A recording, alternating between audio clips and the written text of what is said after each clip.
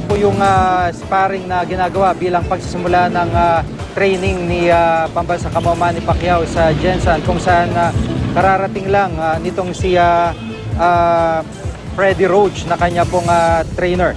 Dahil sa matinding traffic naman sa Metro Manila ay hindi lang pasensya ng mga taong naubos. Nasa mahigit 2 bilyong piso rin ang nawawala sa kaban ng bayan. Ayon niya sa pag-aaral ng JICA. Narito po ang report.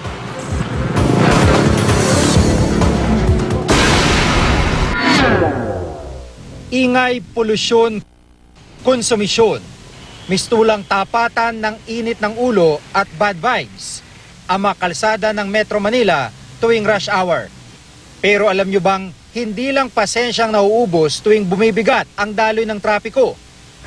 Sa ulat ng Japan International Cooperation Agency o JICA, hindi bababa sa 2.4 billion pesos ang nawawala kada araw dahil sa matinding traffic sa Metro Manila.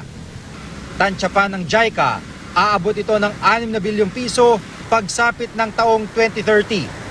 Sa oras pa lang kasi na nasasayang, talo na ang ekonomiya. Imbes kasing igugol ito sa produksyon, napupunta lang ito sa wala. Sabi naman ng National Center for Transportation Studies, meron 12 pinaka-ginagamit na kalsada. Nangunguna na rito ang C3, C4 at C5.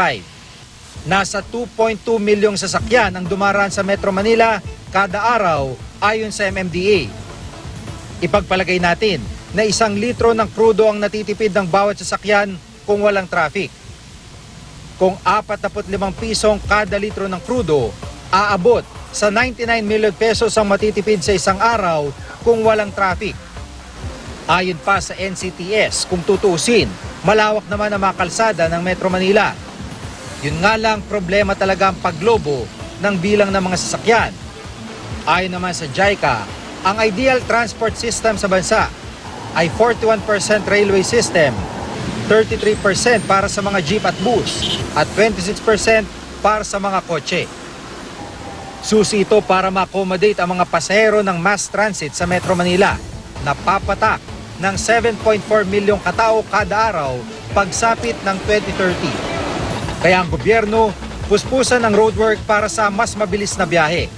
Ang truck ban at bus ban, layon ding mapagaan ang daloy ng trapiko. Bukod dyan, puspusan din ang paglalagay ng bike lanes at paghihikayat na gumamit ng iba pang mas eco-friendly na paraan ng pagbiyahe.